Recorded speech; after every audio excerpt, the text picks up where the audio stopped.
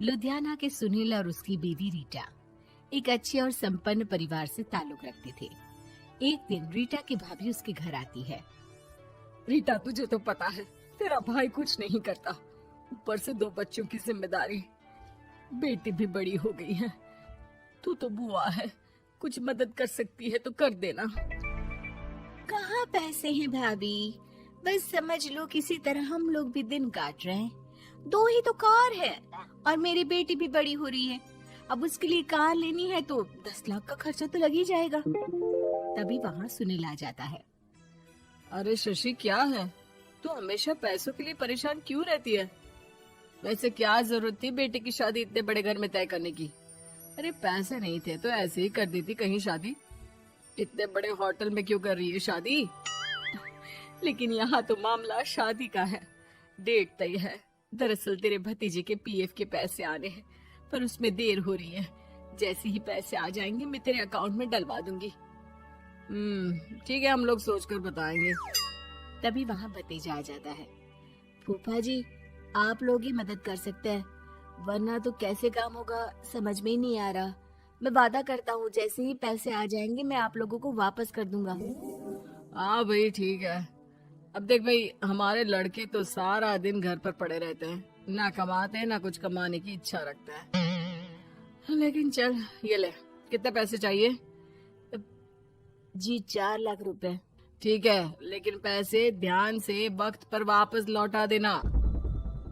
सुनील मुसीबत के वक्त बीवी के भतीजे की मदद तो कर देता है, लेकिन उन लोगों के जाने के बाद देख ले रीटा, तेरे मायके वालों ने मांगा तो दे दिया, वरना इन लोगों का मुझे कोई भरोसा नहीं है। अरे क्यों भरोसा नहीं है? इससे पहले तो कभी इन लोगों ने आपसे मदद भी नहीं ली। हाँ, ली तो नहीं, लेकिन पैसे की किल्लत ही रहती है ना इन लोगों के पास। अरे ठीक है ना, नहीं लौटा पाए तो भतीजे के ससुराल से निकाल देंगे। सुना है बड़े घर में शादी हो रही है। सुनील और रीटा पैसे तो दे देते हैं, लेकिन अगले रोज ही। हाँ भाई साले साहब, क्या हाल है? ठीक हूँ जीजा जी। क्या बात है, सालों बाद आपका फोन, जरूर कोई बात होगी, बताइए ना। अरे वो तेरी बड़ी भाभी आई थी, बेटी की शादी कर रही है ना, तो पैसे लेने के लिए मैंने दे दिए 4 लाख। सोचा भाई किसी गरीब की बेटी की शादी हो रही है, पुण्य मिल जाएगा। अच्छा किया जीजा जी, उनका बेटा बहुत मेहनती है, जल्द ही लौटा भी देगा। वहीं रीटा भी फोन करके हर किसी को पैसे देने की बात करती है। रीटा की भाभी शशि के पास उसके भाई का फोन आता है। तूने सुनील से पैसा लिया है क्या? नहीं भाई, सिर्फ बात की है, बोल तो रहा है कि दे देगा। वो लोग मदद करने वालों में से नहीं है, और मदद कर भी दे लेकिन समाज में गा गा कर हालत बुरी कर देते हैं। अब गाने दीजिए ना भाई, मैं क्या कर सकती हूँ, मेरे पास कोई ऑप्शन भी तो नहीं है। बेटी की अगले हफ्ते शादी जो है। शशि की बेटी की शादी हो जाती है, लेकिन शादी के 1 महीने बाद ही सुनील का फोन भतीजे के पास आता है। हाँ भाई, शादी तो हो गई हम लोगों की दुआ से। अब देख, ऐसा ही फायदा होता है पैसे वाले रिश्तेदार हो तो। तेरे वक्त पर हम कैसे खड़े हो गए थे, लेकिन अब पैसा लौटा दे भाई।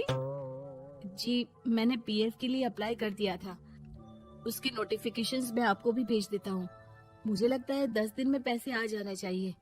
जैसे ही पैसा आएगा मैं आपके अकाउंट में डाल दूंगा। और ना जी ना, कोई नोटिफिकेशन नहीं चाहिए, पैसा चाहिए, पैसा। ठीक है अंकल, बस 10 दिन का समय दे दीजिए। अभी हफ्ता भी पूरा नहीं होता कि भतीजे के पास उसके गांव के दूर के चाचा का फोन आता है। अरे बेटा, क्या बात है, सुनील के कोई पैसे ले रखे हैं तो दे क्यों नहीं देता? हाँ चाचा जी, बात तो हुई थी, 10 दिन का वक्त मांगा है, उम्मीद है हो ही जाएगा। अरे फोन कर रहा है, रोज बता रहा था कि बेटी की शादी में मदद की थी।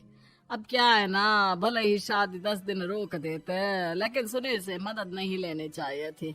याद है ना, मधु की मदद करके कितना बदनाम कर दिया था उसने पूरे घर को सोसाइटी में। हाँ चाचा जी, मैं भी यही सोच रहा था कि उन लोगों से मदद नहीं लेनी चाहिए थी। कई लोगों के फोन आ चुके हैं। वही रीटा अपनी भाभी को फोन कर देती है। क्या है भाभी, कब पैसे लौटाओगी? पता है ना ये कितना बोल रहे थे, तुम्हारे बोलने पर मैंने पैसे दिए हैं। भाभी अब तो आपके बेटे की कार बेच दो और हम लोगों के पैसे दे दो।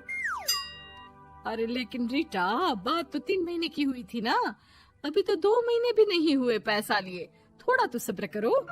नहीं नहीं भाभी, वैसे मेरा बेटा टिक्कू आ रहा है आप लोगों के घर रहने के लिए, उसको अच्छे से खिलाना पिलाना, समझी? भाभी को समझ में नहीं आता कि वो क्या करे। वो बेटे से बात करती है। अरे माँ, इन लोगों से मदद लेकर सच में बहुत बड़ी गलती कर दी। मुझे खुद समझ में नहीं आता कि कैसे इन लोगों के पैसे जल्द से जल्द दे दूं। तभी डोरबेल बजती है और रीटा का बेटा टिक्कू घर में आता है। आओ बेटा, मामी के घर पहली बार आए हो रहने?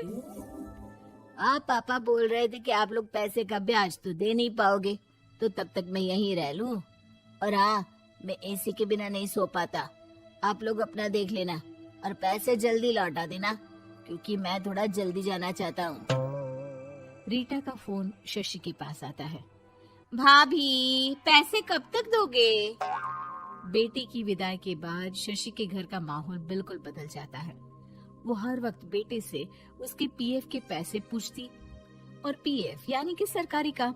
आजकल में पूरा 1 महीना और बीत जाता है। भाभी, मैं और ये अमेरिका जा रहे हैं, घूमने के लिए पैसों की बहुत जरूरत है। रीटा, मैं पूरी कोशिश कर रही हूँ कि जल्द से जल्द पैसे का इंतजाम कर दूं, लेकिन पक्का नहीं बोल सकती। तभी सुनील का फोन भतीजे के पास आता है। देख माना 3 महीने की बात हुई थी पैसे लौटाने के लिए, लेकिन अभी मुझे पैसों की काफी जरूरत है। मैं अमेरिका जा रहा हूँ, तो पैसे मैंने किसी से ब्याज में पकड़ लिए हैं।